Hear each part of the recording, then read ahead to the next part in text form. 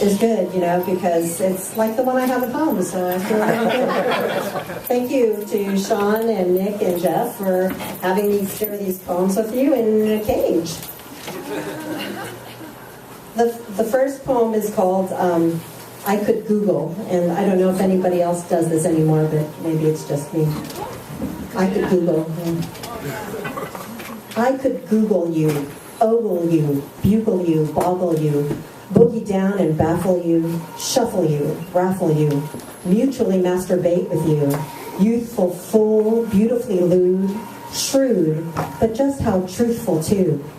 I choose you, fruitful you, very cool shoes, you're my news.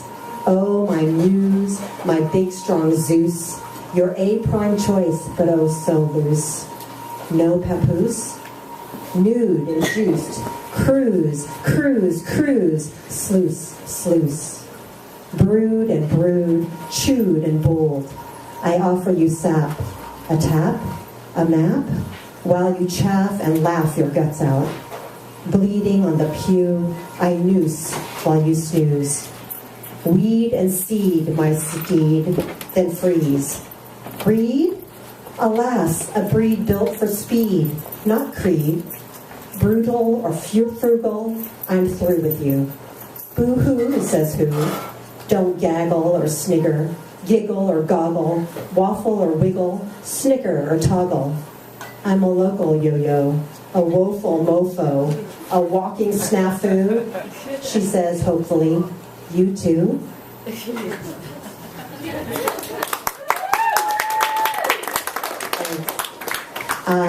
This next poem is based on some experiments I've been doing with lucid dreaming. And, oh, yay! Lucid dreaming, I love it. That's great. So that's when you know you're dreaming in the dream and you can do whatever the hell you want. Lucid, Dream 4. Remember, I'm not paying to listen to your dreams, you're paying me. Her voice is stringent but sensuous, a honey lemon cough drop. Is that my only option, I ask, hoping to get on her sliding scale. Nope, she says cheerfully. I could teach you to listen to your own dreams, but that will take a while. What do you say? After centuries of leeches and lobotomies, alchemy and the hangman's noose, we were getting somewhere. I was finally starting to see it, the sheer over everything, even my own eyes. No matter I had woven it with hands helpless to do otherwise. On mountaintops and in coffee shops, monks were levitating in the lotus position. The Book of the Dead was playing on movie screens all over town.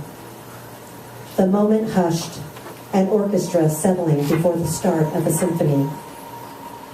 I closed my eyes to let my ears take over. My body was oscillating on wavelengths owls could hear, every atom vibrating in its own orbit, utterly at home. Hallelujah, I whispered to my therapist as we buckled down to begin the hard work at hand.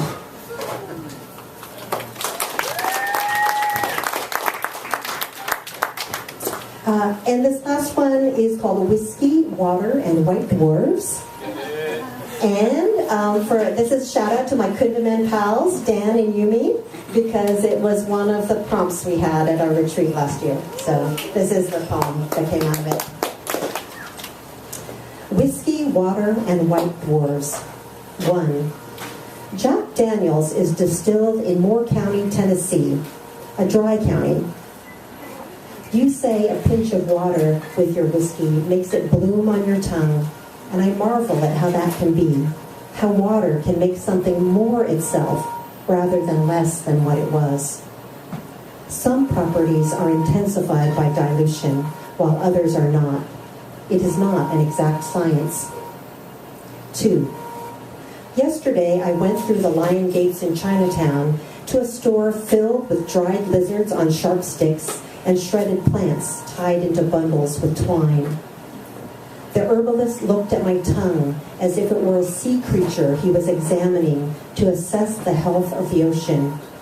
Perhaps a seal who had eaten too many mercury-filled fish. He brought down glass jars from the high shelves that lined the store's walls, mixed a pinch of Shangdi Huang for yin deficiency, Yuan Shi, Swan Zhao Ren, and Bai Zi Ren to nourish the heart and calm the spirit.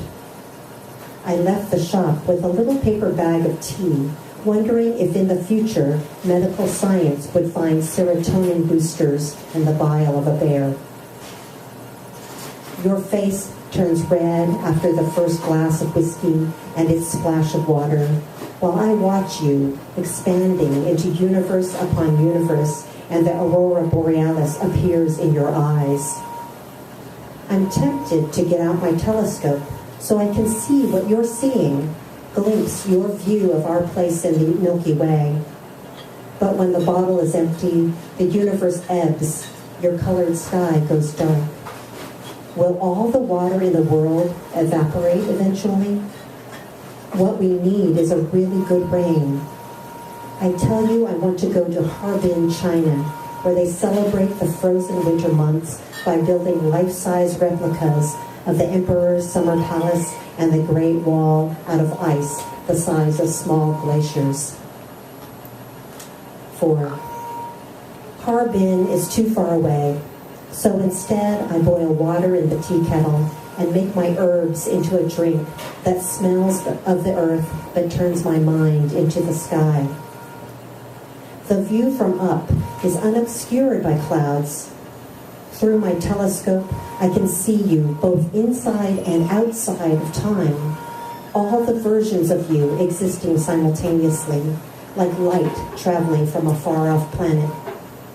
And I see all the versions of me traveling toward you, our lives an intersecting swath of brightness filled with asteroids and comets and glittering space dust.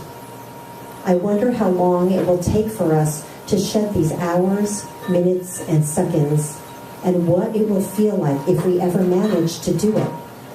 Will we become black holes that suck in everything in our path, or will we change into something completely new? Will we become something in between, the core of a very old star, perhaps? Could we spend an infinite number of lifetimes shedding layer after layer after layer, and yet still exist at some level as stars? Thank you.